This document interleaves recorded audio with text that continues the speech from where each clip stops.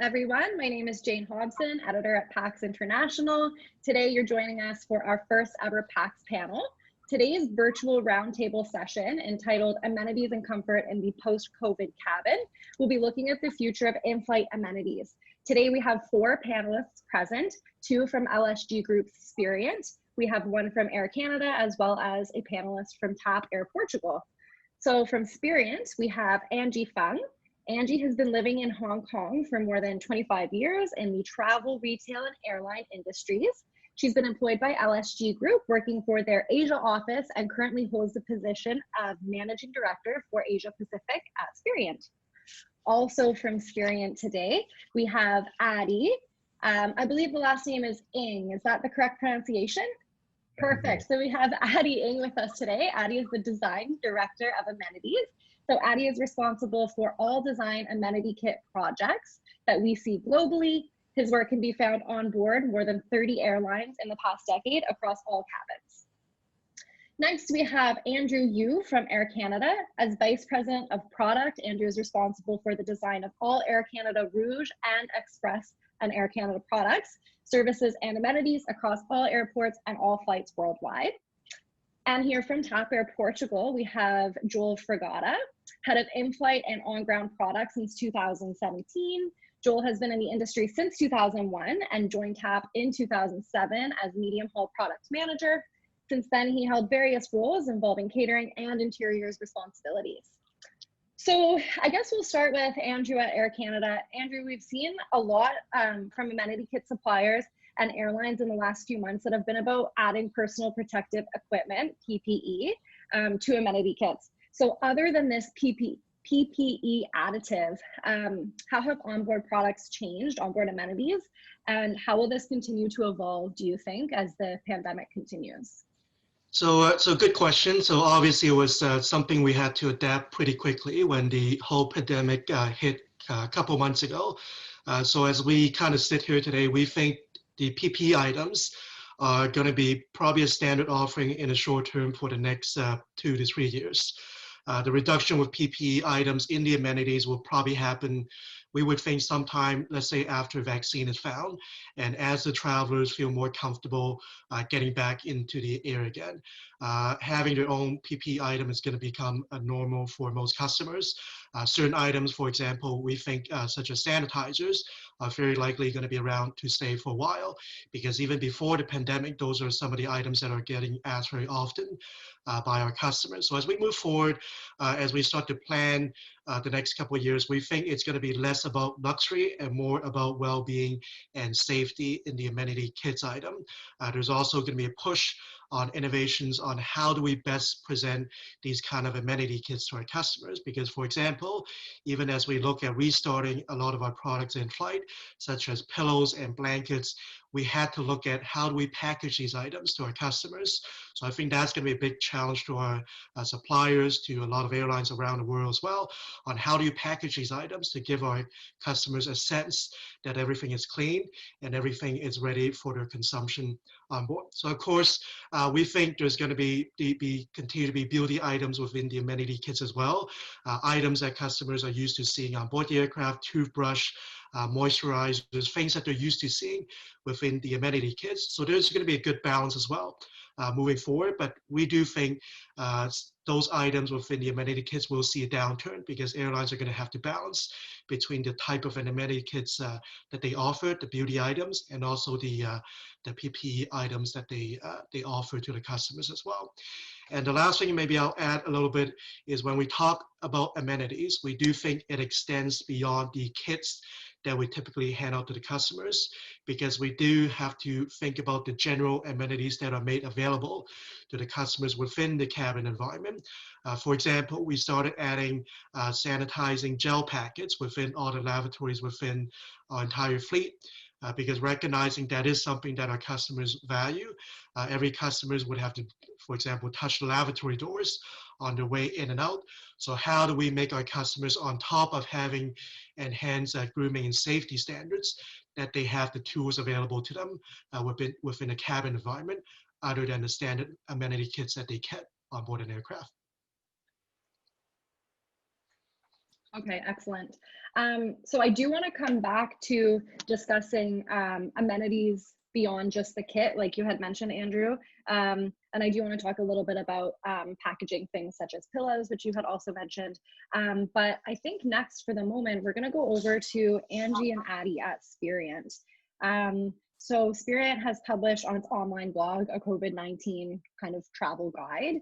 So it explains the difference between surgical and non-surgical masks. It explains the difference, you know, sanitization versus disinfection.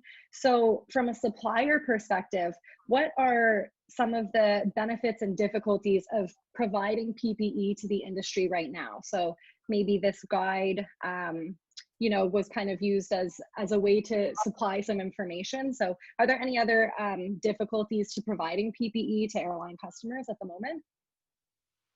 Well, I think SPIRIANT being a global company, I think we were already in quite a good position to supply such PPE products like globally, because we have our experts in our customs clearance teams. We have a good logistics supply chain network, which meant that when there was this need from our customers asking for these PPE products from different continents, you know, like from the US, we had customers from the US, we had customers from Germany, we had customers from Asia Pacific asking for these products. We were already in a very good position to supply these products because we worked with various suppliers who are based in certain locations which already had the import licenses and these relevant certifications that was required to import into those countries. So for us, I think we were, you know, very well prepared, I think, and for us it was not really much of a challenge because we already were working with these suppliers. But definitely those are the areas that I think that the suppliers who want to enter into this PPE would have to consider, like in every single region, every single continent, every single country, there's all these different import regulations. And the worst thing is to supply a product to your customer and you can't clear the customs and it's just stuck at the dock, and that would be a shame. Right. So maybe a good follow-up then for Joel at TAP. Has TAP experienced, you know, any logistical challenges to amenities at the moment, and how is TAP accommodating? If you can speak to that a little bit. Yes, so of course, I mean, we've been since March shutting down our operation, and of course, I mean, we hopefully had a lot of products on stock at the time, and everything we did in the last months and weeks was, of course, to make an efficient use of what we had on stock, and hopefully we were not waiting for new deliveries here in Portugal. So I mean, we didn't have that much of a challenge logistically because everything was here. We have now the challenge to put the back on flight and make the passenger happy and satisfied with what we are offering. I won't say it was easy to manage, of course, but I mean we managed to balance the offering for the business class passenger in terms of the type of products we are using. So I mean we are getting back to operation now. This month we just launched a new back to a normal service. It started yesterday. With mostly all the product offering that we used to have for business class passengers, and so far so good. Good feedback so far, of course. Someone who is still flying business class still wants to be to feel different, to have this differentiate product, and we have to give the positive answer to meet their expectations. So this is, I think, what it's all about. The reason why people are traveling now might have changed. We had a lot of people traveling for business before that will now simply don't fly, because I mean we are showing now that we can do a lot of things remotely, some things that we weren't expect to do before.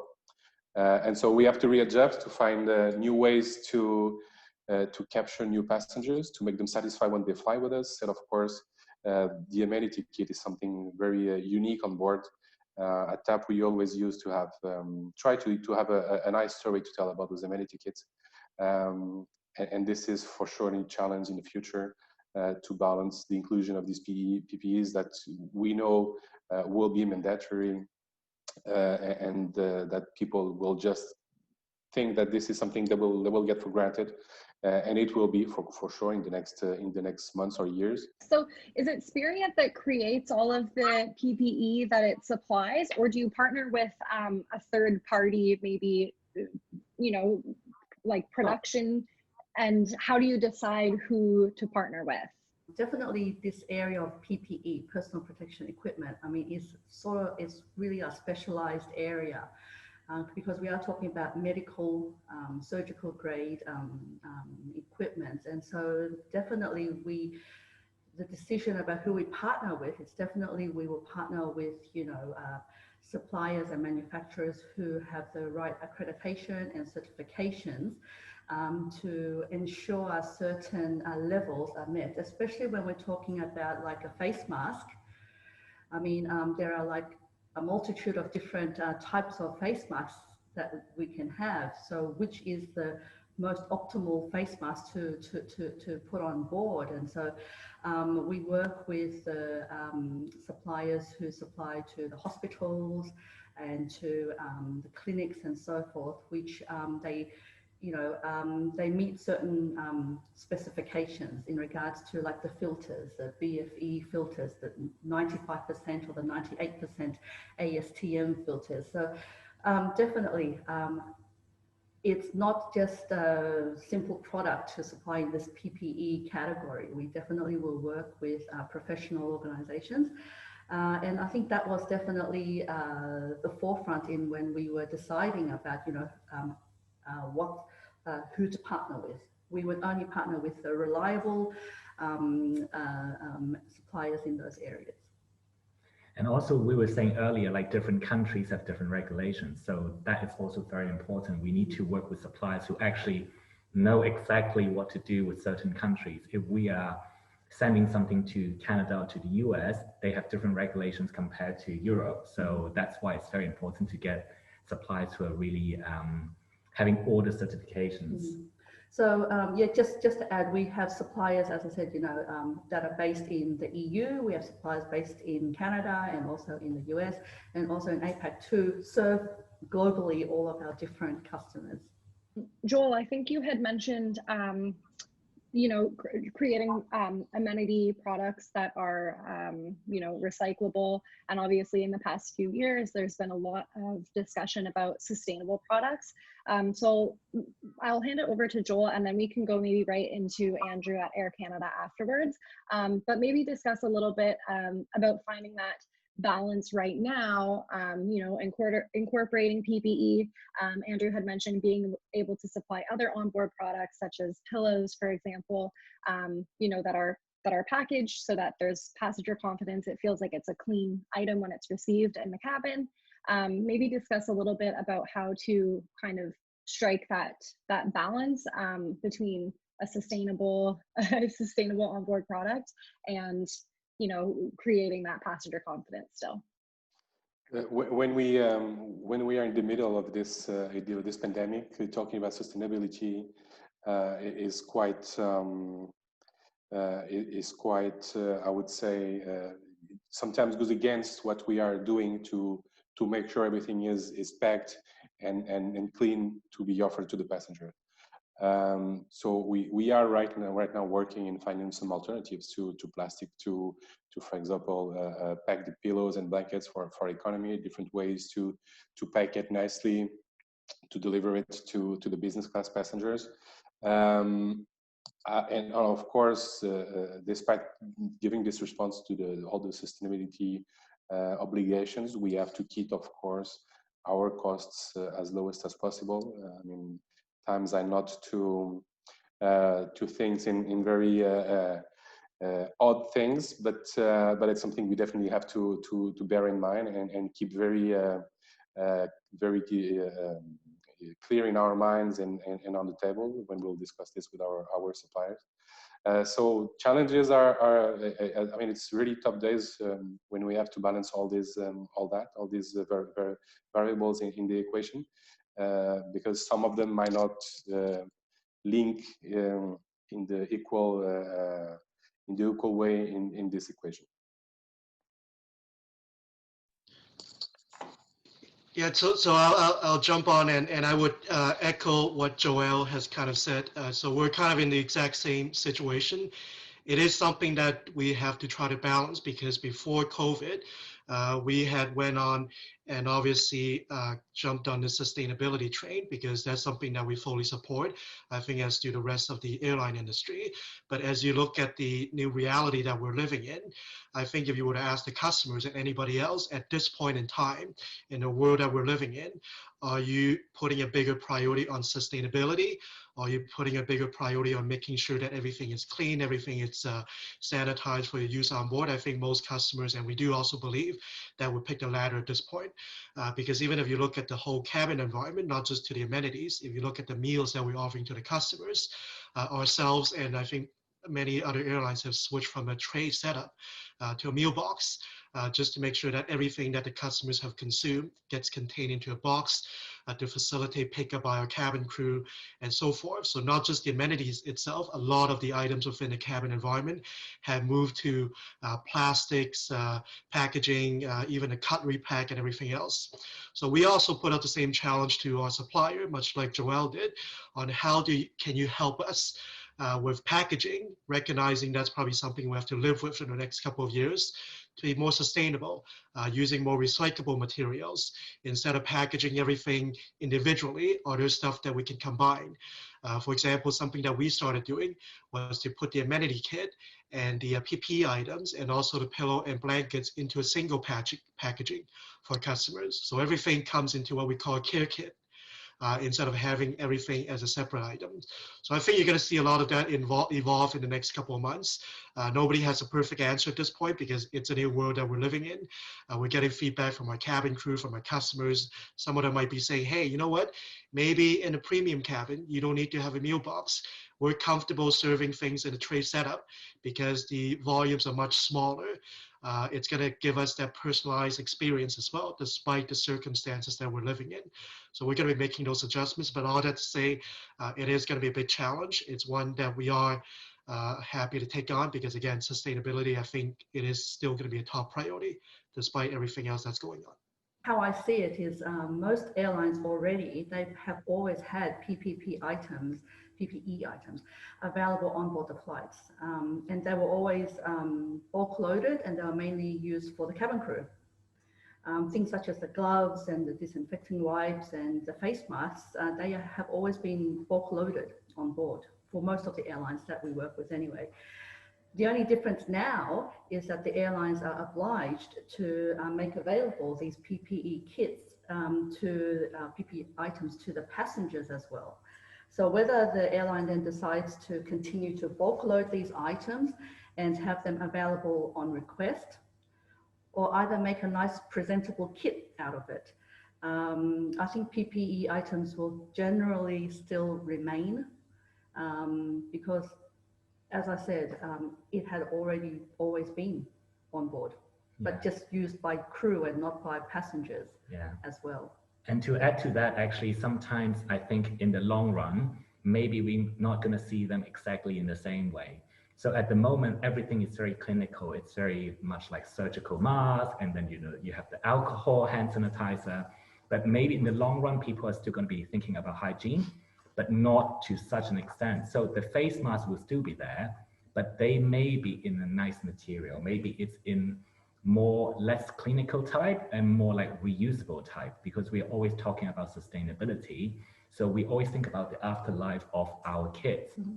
The kit itself should not be a one-time use thing. It should be used over and over again. And that's the hope to give passengers something to remember your journey. So including the mask inside or even some hand sanitizer. So we were talking about maybe we'll think less about beauty products, more about this kind of hand sanitizer, but it can actually be two things merged together. So we're already working with a lot of brands using natural ingredients who has this kind of natural disinfection ability. They might not be like an alcohol, but maybe it's scented with essential oils, with lavender, with these kind of oils that actually have certain properties like that. So in the long run, I think that will become the future. Not as clinical, it will become a bit prettier, but in certain areas in the world, I think passengers would still like to see items like that in their kits. Okay, not as clinical. So this is a kind of perfect segue into my next question that I have for Joel and for Andrew as well.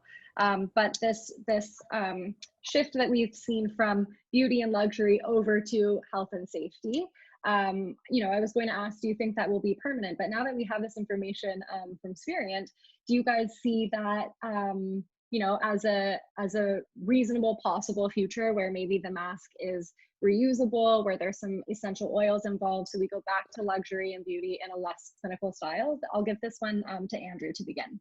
Yeah, so for sure, I think a good point by Angie and Eddie, because even as you look at how the entire airline industry has sort of tackled this pandemic, obviously the PPE items that airlines are handing out to customers on board an aircraft is just one part of it.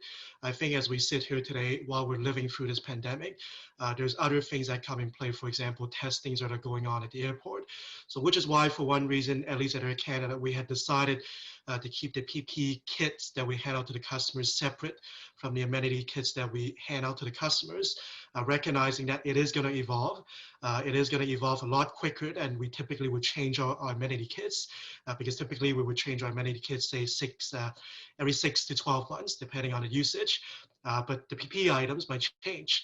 To Eddie's exact point, the mask may evolve from a medical mask, maybe to a non-surgical mask, maybe eventually to something that the customers can take away and reuse, and that could become actually marketing items. Do you have different designs on the mask that you change every 2 to 3 months, and that become a collectible items that the customers can keep? So I do think over time, certain items will be a permanent stay within the amenity world.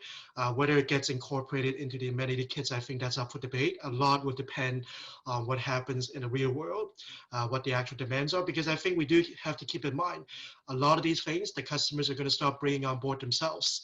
The masks, the sanitizers, all these items. So is there going to be a need for these kind of items in 2 to 3 years? So I think we're going to have to see how these play out. But one thing that's for sure, I think I agree with everybody else, it is going to be around to stay for a while. There are certain elements that we will be incorporating into the amenity kits, but at least for now, from an Air Canada point of view, we've purposely kept it separate. It gives us that flexibility to adjust based on what's happening in the real world. Okay, and Joel, do you want to speak about this as well? Kind of that shift from, you know, maybe something clinical over to something more luxurious again.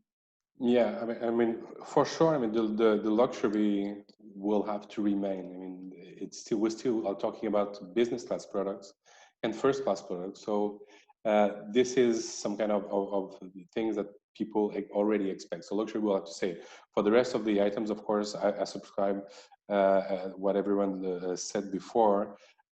These PPEs will stay. The masks will stay. Of course, with the evolution of the market, I mean, we saw from the beginning to right now how the masks market has evolved. What we've seen in the beginning, what we have now available in the market at a very decent price, I would say. I believe in the future there is room for innovative products. I mean, try to use a face masks and a breathable mask together. You will see it's not easy. So maybe you will find innovative ways to create new products that you will have a two-in-one, for example. And so this might open new doors to surprise passengers with new products that they were not expecting before, and that match the requirements for the pandemic and the luxuries together. So as Joel has mentioned, we're talking, right, like first class, business class, onboard products and amenities. So this is a question for SPIRIANT. Is there a market demand right now for high-end amenities still, or is it very much a PPE focus? So I guess maybe this could include things like pajamas and pillows and things like that. Is there still that demand? Yeah, I think definitely there is still a demand for these products, especially the products now. The demand should be, it needs to provide antibacterial functions, or maybe it's virus fighting functions. So this is all related to the fabric and the materials. So whether it be for a pajama or for an eye mask or a face mask, I mean, I think there will be that demand. And I think, you know, having the notion when you're on business class or first class that you're offered a pajama to change into, I think that is also something that I think should stay, because then that also addresses the hygiene issues as well, that you are changing into a pair of pajamas for the flight, and then you can change back to your regular clothes afterwards. And also in terms of the word luxury, because we're talking about luxury products, right? I think with the whole pandemic, it's changed our perspective in what luxury actually is. So in terms of amenity kits or even pajamas or blankets, we used to have all these luxury brands, branded items. And I think there will be a move towards something a bit different. And we are also catering for the new generation of people flying. So for them, luxury is not just like a very luxurious brand. For them, it has to do with the whole function, all about sustainability, about social responsibility. So this is the kind of new luxury. So we're talking about a new normal, but from the new normal, I think the new luxury is something that is going to be different, and that's what we are working towards. So as a designer, when I'm designing, we are always thinking now, it's not enough to just have a luxury brand or it looks luxurious. It has to serve a function. It has to have a second life. It needs to be sustainable. The brand needs to have this kind of social responsible kind of value. So for me, I think what you mean by luxury, I think that is the way forward for us as SPIRIANT. What is the cost with amenity kits and onboard products right now? Is there, you know, some kind of difference in cost, or anything new that the airlines have experienced because of the pandemic? Maybe I'll start. So obviously the cost has gone up because we're adding in, for example, PPE items that we've never had before. We're packaging amenities on board very different. We're adding extra amenities into the lavatories that we've never had before. So for sure, the cost is significantly higher than what we used to have. So that's why, for that reason, as I mentioned earlier, at least from our standpoint, we have purposely kept the PPE items, at least at this point, separate from the amenity kit. So at least from the standard amenity kit offering for a premium customer point of view, that hasn't really changed. What it's really driving the cost is the packaging piece and the addition of the PPE items that we have to hand out to the entire aircraft, because we used to only offer amenity kits to our customers in the premium cabin, and then the pillows and blankets will be available to everybody else. But now we have to package every single item on an aircraft separately, and in addition to that, offer PPE to everybody. So obviously the costs have definitely gone up, and it's something that we believe we have to live with at least for the next couple of years. So the quicker we can actually incorporate what we believe are the permanent items that has to stay around into the permanent amenity kits, I think that's going to help us drive down the overall cost in the long run. Yeah, I think we face mostly exactly what Andrew also said. I mean, we kept the PPE separate. Everything we offer as a PPE to the passenger is accounted in a different ways. So the cost itself, so the amenity kits and other logistics around it, is at the same level before the COVID. And of course, I mean, when we will have the need to buy and define new amenity kits, we'll try to incorporate those costs or part of those costs into the amenity kit itself. But as is a global, it's not only for business class, it's a global need for the passengers. I think it still makes sense to keep everything separate, and we hope, I mean, the sooner the better to get rid of these PPEs and to go back to a normal life.